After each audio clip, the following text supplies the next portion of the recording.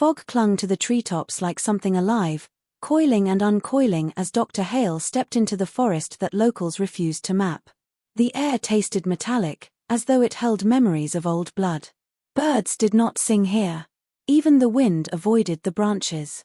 Somewhere beyond, past the ferns and rotting leaves, a place waited, a place untouched by sunlight, shaped only by time and the relentless persistence of a family that had chosen isolation over civilization. They had lived here for 10 generations, sealed away from the world, bound by their own laws, their own lineage, their own rituals. Every record suggested the same truth: cousin married cousin, year after year, until the family tree curled in on itself like a clenched fist. But the journals that lured the scientific team into these woods whispered something worse, details too vague, too frantic, as if the writers were afraid of the words forming under their hands.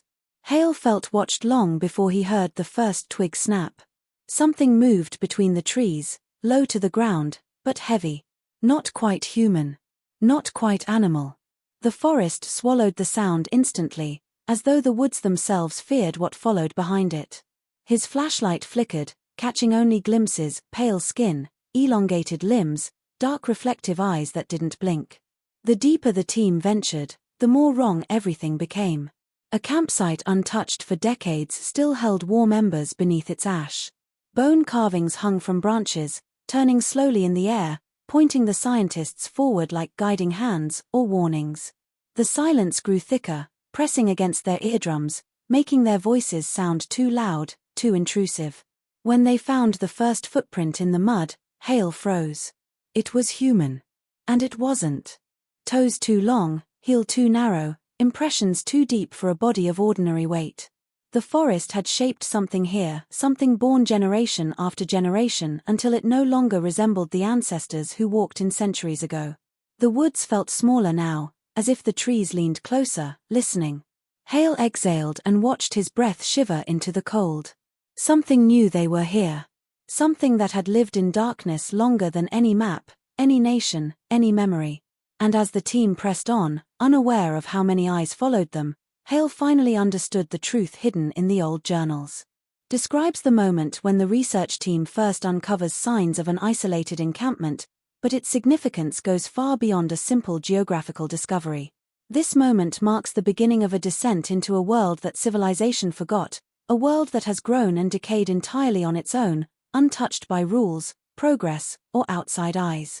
When the researchers push through the dense undergrowth and step into the clearing, they expect remnants of a hunting camp or the leftovers of hikers. Instead, they find structures that look too old to belong to any modern group, yet too well preserved to be abandoned centuries ago. The wood used in the shacks is dark, almost black from age, but the roofs are reinforced with fresh bark and tightly woven vines, suggesting someone has tended them recently. Smoke stains crawl up the stone chimney of a collapsed hut, hinting that fires once burned here regularly, perhaps not long ago. The air feels heavier in the clearing, as if it carries the weight of years of secrets, and the silence is unnerving, thick enough that even the team's whispers seem intrusive. Scattered around the camp are objects that don't belong together. Old metal tools rusted beyond recognition lie beside handmade pottery, and a child's carved wooden toy sits half buried in the dirt.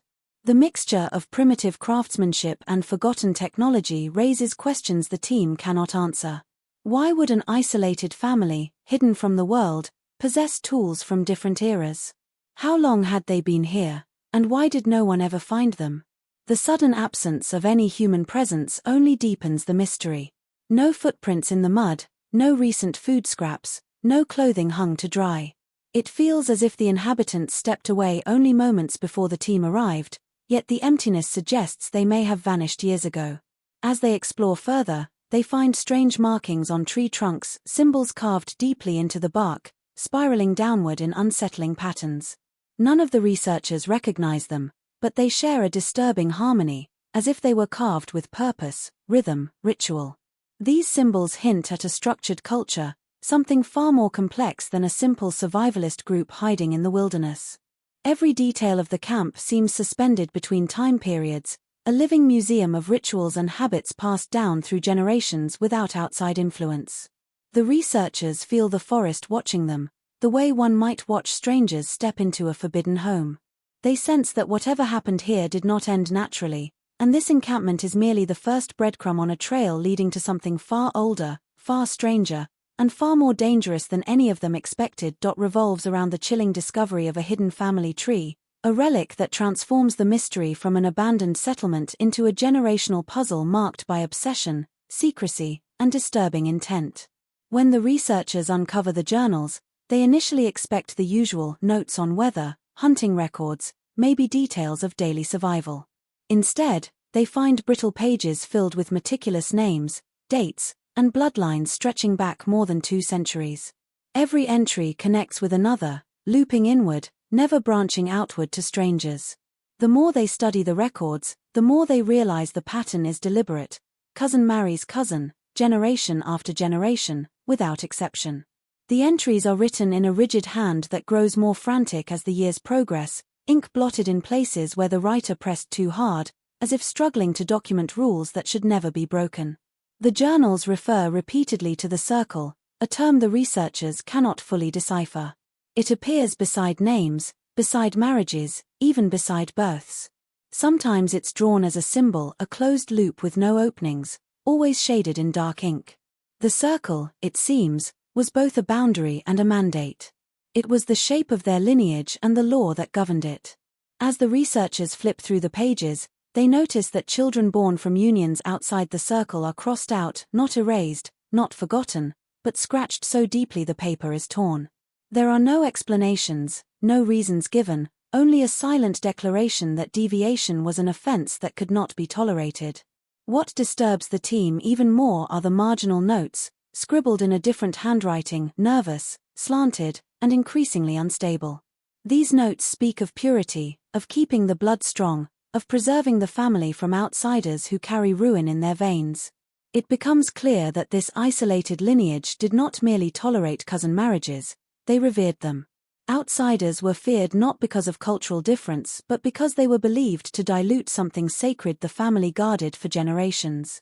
The journals mention elders who enforced these unions as strictly as laws, instructing each generation to choose partners from within the circle, regardless of age, disposition, or desire.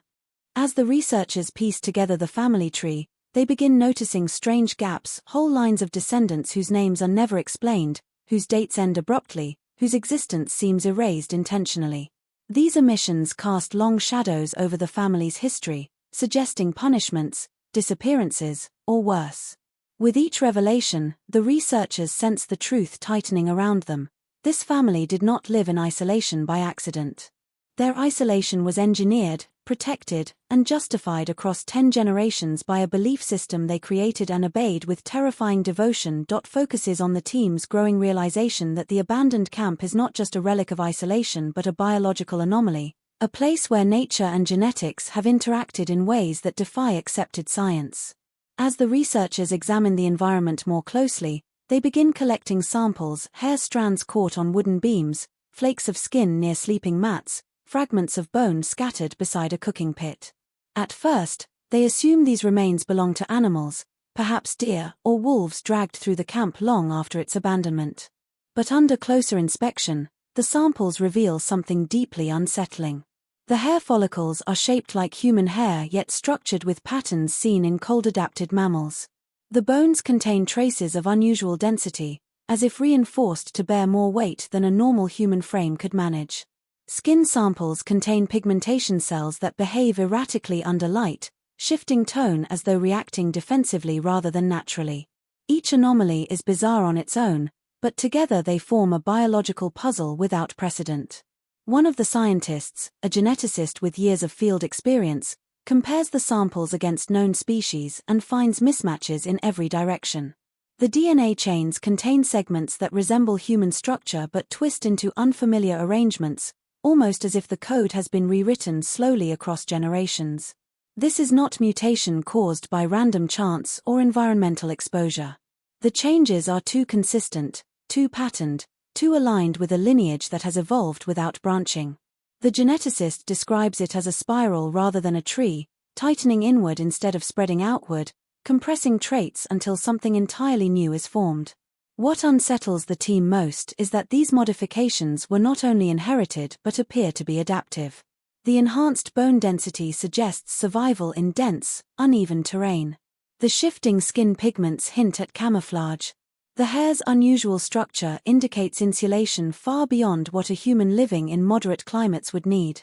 It is as though the family adapted to the forest not over thousands of years, but across just 10 generations of enforced, closed-loop lineage. This rate of change contradicts every scientific model they know. Evolution on this scale should not be possible in such a short time frame, yet the evidence lies scattered across the camp like breadcrumbs left by nature itself. As the researchers catalogue their findings, an uneasy awareness settles over them. These traits did not emerge accidentally. They were shaped through a combination of isolation, repetition, and selective pressures only an untouched environment could impose. And the deeper the team looks into the anomalies, the more they sense that whatever lived here was not merely human in the traditional sense but something the forest itself had sculpted, something built for survival, silence, and secrecy in a way that defies every definition. They arrived with centers on the discovery of silent footprints circling the researchers' tents at night, a moment that shifts the story from scientific curiosity to creeping dread as the team realizes they are no longer alone in the forest. The first morning, when they wake to find the prints in the mud, the impression is subtle enough that they initially assume an animal wandered through the campsite. But as they study the tracks more closely, conversation fades into uneasy silence. The footprints are unmistakably shaped like those of a human, with defined toes, a clear arch, and a heel. Yet something about them is deeply wrong. The toes are longer than normal, almost grasping the ground, and the stride pattern indicates a creature that moves with extraordinary lightness despite the depth of the impressions. The prints circle the tents in a nearly perfect ring, stopping just inches from where the researchers slept, as if the visitor was curious but cautious, studying the newcomers without ever daring to wake them. The team debates possibilities, but every explanation feels insufficient. No known animal could leave such human-like tracks, and no ordinary human would walk barefoot in the freezing forest at night. More disturbing is the silence that accompanied the visitors' movements. The forest floor is thick with dry leaves and brittle twigs that snap loudly under any normal step, yet none of the researchers heard a sound. Whoever, or whatever, created the tracks moved with an unnatural quiet, slipping through the dark with a grace that defied physics. The realization unsettles even the most rational members of the group, forcing them to confront the possibility that the inhabitants of the camp may still be nearby, watching them with the same silent vigilance. That night, they set up motion sensors around the perimeter, hoping to capture evidence or at least an explanation. But the forest seems to swallow technology whole. Batteries drain faster than they should, sensors glitch, cameras flicker with static. By morning, the devices are dead, and new footprints circle the tents again, this time closer, overlapping with each other like restless steps. Some prints appear larger, others smaller, suggesting multiple individuals moved around their camp under the cover of darkness. The realization that entire lines of silent watchers crept mere inches from their sleeping forms ignites a sense of vulnerability they cannot shake. The researchers begin to feel the forest tightening around them, the air heavy with a presence they cannot see but can almost sense in the spaces between trees. Each night the prints return, always in patterns too deliberate to be accidental. The silent visitors do not appear hostile, yet their behavior conveys purpose, observation, perhaps even judgment. It becomes clear that the team has crossed into territory inhabited by beings who know the woods intimately, beings who walk without sound, who watch without blinking, and who seem to be deciding whether the intruders are a threat, a curiosity, or something to reclaim for the forest itself. Deepens the terror by introducing the forbidden cabin, a place that feels less like a structure abandoned by a family and more like a shrine built to contain something the forest should never have held. When the researchers first spot the cabin, half hidden behind a tangle of moss-covered vines, they sense immediately that it is different from the other shelters in the camp. The boards are thicker, the windows boarded from the inside, and the door reinforced with slabs of wood arranged in a pattern that seems more symbolic than structural. It looks less like a living space and more like a place meant to trap or guard something. The closer they get, the more the air changes, colder, stiller, as though the forest itself is holding its breath. Breaking through the barricaded entrance feels wrong, like crossing a threshold never meant for outsiders. Dust fills the air, but beneath it lies an unsettling sense of order, as if the cabin's last occupants left in a hurry yet took great care in arranging certain objects. Glass jars line the shelves, each containing preserved organs suspended in dark, viscous liquid that distorts their shapes. Some organs appear human, others disturbingly unfamiliar, twisted into forms no one can classify. Labels are scratched into the glass, written in symbols matching those carved on the trees outside, suggesting these preserved pieces were part of rituals or studies tied to the family's lineage. A large table dominates the center of the room, its surface covered in diagrams drawn with precision that contrasts sharply with the decaying environment. The diagrams depict figures with elongated limbs, exaggerated joints, and silhouettes that resemble the strange footprints outside. The drawings appear to document stages of transformation, as though the family tracked their own evolving traits across generations. Alongside the diagrams lies a thick book bound in untreated hide, its pages filled with dense handwriting describing the rules of purity and the shaping of the circle. The text details procedures, rituals, and warnings about breaking bloodlines, written with a fanatic devotion that chills the researchers as they read. But the most disturbing discovery sits in the far corner, a small altar built from stacked stones, smeared with dark stains that flake when touched. Above it hangs a wooden carving of a figure with hollowed eyes and limbs stretched unnaturally long. The carving's features resemble both human and something more primal, perhaps representing what the family believed they were becoming or what they feared. The entire cabin feels like a place where generations studied themselves, worshipped their transformation, and bound their laws in symbols meant to keep outsiders away. As the researchers leave the cabin, an oppressive silence follows them, and the forest's shadows feel heavier. They sense the cabin was not just forbidden to the family, it was forbidden to anyone who was not part of their blood, their rituals, or their purpose. The discoveries inside do not merely raise questions, they warn the team that whatever lived here had been preparing for something, and the researchers have now stepped directly into the heart of it. Centers on the moment the researchers encounter the boy, a discovery that transforms their investigation from remote observation into a terrifying confrontation with a living remnant of the family they believed long gone. The encounter happens unexpectedly, not in a dramatic clash but in the crushing quiet of an afternoon deep in the woods. The team is following a faint trail of broken branches when one of them notices movement behind a fallen log. At first, they assume it's an animal, but then a pale hand emerges, small and trembling, with fingers slightly longer than normal. The boy steps into view slowly, as if weighing the danger of revealing himself. His skin is almost colorless, stretched thin over delicate bone structure, and he moves with a fluidity that feels instinctive, not learned. His eyes strike them the most wide, dark, and intensely reflective, absorbing light rather than giving it back. He doesn't speak. When they attempt to question him, he only flinches at their voices, recoiling like someone who has never heard language spoken so loudly. The team lowers their gear and kneels, trying to seem less threatening, but the boy's gaze darts constantly between them and the trees, as though expecting shadows to materialize into figures he fears. His clothes are little more than strips of cloth sewn together with fibers from the forest, his feet bare and hardened like someone who has walked miles of rough terrain without injury. The researchers sense immediately that he is not lost by accident, he belongs to the forest in a way they cannot comprehend. When he moves, it's with startling speed, his steps almost weightless, barely disturbing the leaves beneath him. But despite his wariness, he inches closer to one member of the team, a younger researcher with gentle demeanor, touching her sleeve as if testing the reality of her presence. His fingers linger briefly, and then, with a sudden urgency, he gestures frantically toward the deeper woods. He pulls at her wrist, insisting without a single word that they follow him. The team interprets his behavior as a plea, perhaps for help or safety, though the tension in his trembling hands suggests something far more complex.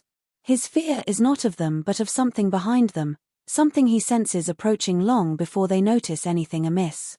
Despite his fragile appearance, the boy navigates the forest effortlessly, weaving between trees with instinctual knowledge. He stops often, looking back to ensure they follow, looking forward to ensure they are not pursued. His behavior conveys a desperate urgency, like someone accustomed to running, hiding, surviving. The researchers begin to realize he is the key to understanding the truth hidden in the woods. He is proof that the family still lives, still evolves, still watches. And as they continue deeper into the forest, led by this silent guide, they cannot escape the growing fear that the boy is not leading them toward safety but toward a revelation they may not be prepared to face. Revolves around the shocking revelation that the boy, and potentially others like him, represent the beginning of Generation 11, a line of descendants whose very biology defies conventional classification. After weeks of cautious observation, sample collection, and tentative trust building, the researchers finally managed to obtain a small DNA sample from the boy. The results are unlike anything they have encountered. At first glance, the genetic sequences resemble human DNA, but as the analysis continues, irregularities emerge. Entire segments are missing, duplicated, or rearranged in patterns inconsistent with natural mutation. Portions of the genome show markers associated with traits that should be physically impossible in humans: enhanced bone density, muscle structures built for extreme agility, and sensory organs adapted for dim light conditions. The scientists double-check every instrument, every procedure, convinced that equipment failure or contamination has caused the anomaly, but repeated tests confirm the results. This is no error. The boy's genetic code is entirely real, yet it exists on a spectrum that lies beyond conventional human biology. As they delve deeper, other anomalies become apparent. His metabolism operates differently, requiring far fewer calories than a typical human, yet allowing him to sustain extraordinary physical exertion without fatigue. His skeletal system bears structural reinforcements invisible from the outside, suggesting a lineage conditioned for survival in harsh environments over generations. Even his skin and eyes show traits that fluctuate with light and temperature, functioning almost like adaptive camouflage, and his nervous system exhibits heightened responsiveness that borders on preternatural reflexes. Every finding seems to validate what the team had feared. 10 generations of deliberate isolation and intermarriage had produced something entirely new, something shaped by selective pressures, ritualistic breeding, and the untouched wilderness that had sheltered them for centuries. The researchers grow increasingly uneasy as they realize the boy is not merely human in the sense they understood. He represents the first tangible evidence that the family's obsessive adherence to bloodline purity, isolation, and adaptation has created a new evolutionary path. The anomalies are systematic, intentional, and cumulative, not random, suggesting that the family had, consciously or unconsciously, guided their own genetic destiny. This knowledge ignites both scientific awe and primal fear. They begin to question the morality, the consequences, and the very boundaries of humanity. The presence of Generation 11, and its biological divergence from ordinary humans, forces the team to reconsider everything they know about evolution, adaptation, and the consequences of enforced isolation. They realize that this boy is not just a relic of the family's past but a living, breathing herald of what the family has become, a being that may surpass human limitations entirely.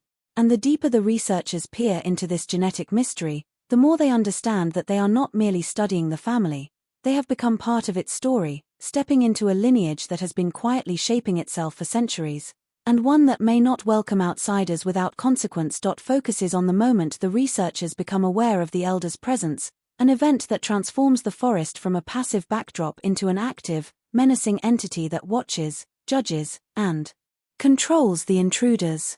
It begins subtly, almost imperceptibly. The team notices shadows moving between the trees at dusk, figures standing completely still for long stretches, their outlines blurred by the low light yet clearly humanoid. At first, the researchers convince themselves these are tricks of the forest, elongated tree trunks or drifting mist. But then the sightings become undeniable. One of the team members glimpses a figure at the edge of the clearing, a tall, thin silhouette with features obscured by a hood or perhaps by some natural deformation. The figure doesn't approach, doesn't signal, and yet its presence exerts a weight, a silent insistence that something is being observed, evaluated.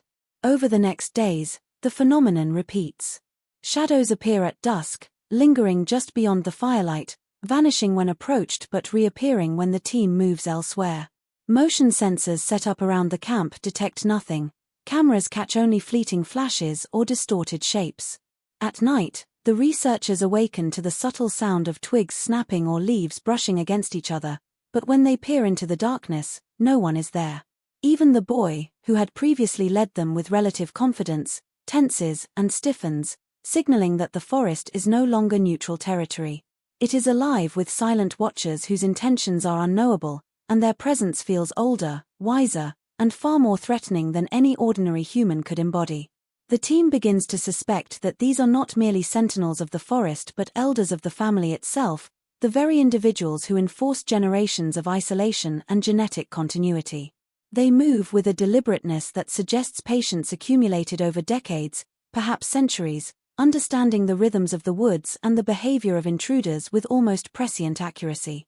The elders never make direct contact, yet their influence is felt everywhere, shaping how the boy reacts, how the wildlife avoids the researchers, even how the forest paths seem to twist and narrow in their presence. The team starts to realize that this is a hierarchy, a deliberate system of guardianship designed to protect the family's secrets at all costs. An unshakable tension grows. Every step the researchers take is measured against invisible eyes, every decision shadowed by potential scrutiny. The forest no longer offers sanctuary or exploration, it becomes a test, a proving ground where every human instinct is challenged.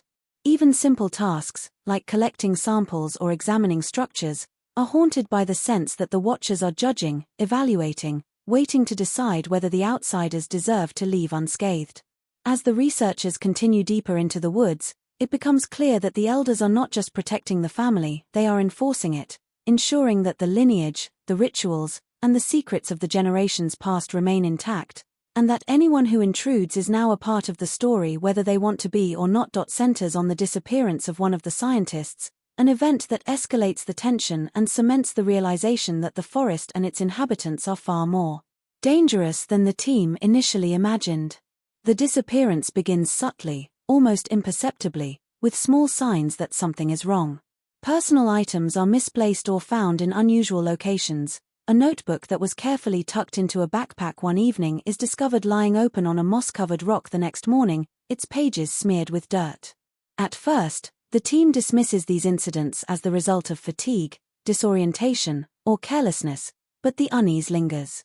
The boy, usually responsive and cautious, becomes agitated in ways the researchers cannot immediately understand, tugging insistently at the others to move further into the forest, away from where the signs of disturbance have appeared. The disappearance occurs during a routine exploration of a section of the woods near a creek, where the terrain grows rougher and the tree canopy thickens, dimming the sunlight to an almost twilight gloom. The team splits into pairs to cover more ground.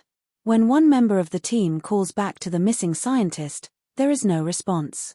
Initially, they assume the person has gone off trail or become stuck, but as they search, signs of a struggle or at least of hurried movement emerge. Footprints appear briefly and then vanish, leading into dense underbrush where the ground is uneven and riddled with roots. Broken branches and torn leaves suggest rapid movement, yet there are no signs of human weight disturbing the terrain in the way one would expect. It is as if someone, or something, knows exactly how to navigate the forest without leaving evidence. As panic begins to spread, the team retraces their steps to the campsite, only to find the missing scientist's journal left behind in a clearing. The pages are filled with frantic sketches and cryptic notes, detailing glimpses of shadowy figures, eyes in the dark, and movements that defy explanation. The handwriting grows increasingly erratic, lines overlapping, words crossing out other words in desperation. It becomes clear that whatever was pursuing or observing the missing scientist was not just present but methodical, patient, and entirely uninterested in being seen. The disappearance forces the team to confront the terrifying possibility that the family or the elders are still very much active, capable of moving through the forest with a speed, precision, and silence that makes tracking or predicting their actions impossible. Fear spreads, and a sense of inevitability takes hold. The forest is no longer a neutral environment but a predator, and the researchers are intruders whose every movement is noted, weighed, and judged. The absence of their colleague serves as a stark, visceral reminder that the family's legacy is not only biological but also territorial, and that the intruder's presence may have already sealed their fate in ways they cannot yet see. Revolves around the final revelation of the family's true nature, the moment when the researchers understand that the generations of isolation and intermarriage have produced something beyond human comprehension. After weeks of exploration, observation, and fearful encounters, The team pieces together the evidence left scattered across the forest, the journals, the preserved organs, the strange footprints, the boy, and the subtle but omnipresent presence of the elders. Each clue converges into a terrifying understanding. This family has not merely survived in the woods, they have transformed, shaped by centuries of controlled breeding, isolation, and adaptation to the forest's unique demands. The adaptations are not minor mutations but profound, systematic changes, both physical and cognitive, producing beings capable of surviving where ordinary humans would perish. Their bodies, senses, and instincts have evolved to match the forest itself, blending seamlessly into its shadows, predicting its rhythms, and controlling its environment without leaving conventional traces. The researchers realize that the forest is effectively an extension of the family, their territory meticulously sculpted over generations to favor the survival of their bloodline. Every tree, fallen branch, and hidden clearing has been chosen, modified, or left deliberately to channel movement, obscure intruders, or protect the family's secrets. The family's biology, once assumed to be the result of unnatural inbreeding, is revealed to be something far more deliberate, a process of guided evolution that has reshaped not just the body, but the mind. They have developed heightened perception, reflexes that operate beyond ordinary human awareness, and a spatial understanding of the woods that renders conventional tracking useless. The team understands that they have entered a realm where the rules of nature, as they know them, have been rewritten over 10 generations, resulting in beings who are neither fully human nor entirely separate from the natural world. As the researchers continue to observe the boy and the shadows of the elders, the implications become chillingly clear. The family has not just adapted, they have engineered a form of survival that ensures their continued existence against any threat. Their culture, rituals, and obsession with purity were not merely social constructs, they were mechanisms of preservation, conditioning, and control that allowed each generation to surpass the limits of the previous one.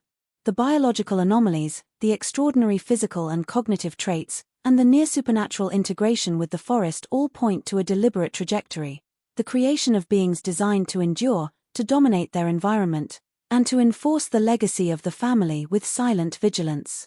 The final understanding strikes the researchers with a mix of awe and horror. They are no longer dealing with a relic of humanity but with the culmination of centuries of isolation, obsession, and adaptation. The forest is alive with the family's influence, and the beings that inhabit it are conscious, capable, and unwilling to let outsiders leave unscathed. Every encounter, every footprint, every fleeting shadow was part of a system designed to protect this secret evolution. The truth is undeniable. What they have discovered is not a family in decline but a lineage that has transformed into something new, something that defies science, something that watches and waits, silently asserting control over everything that dares enter their world.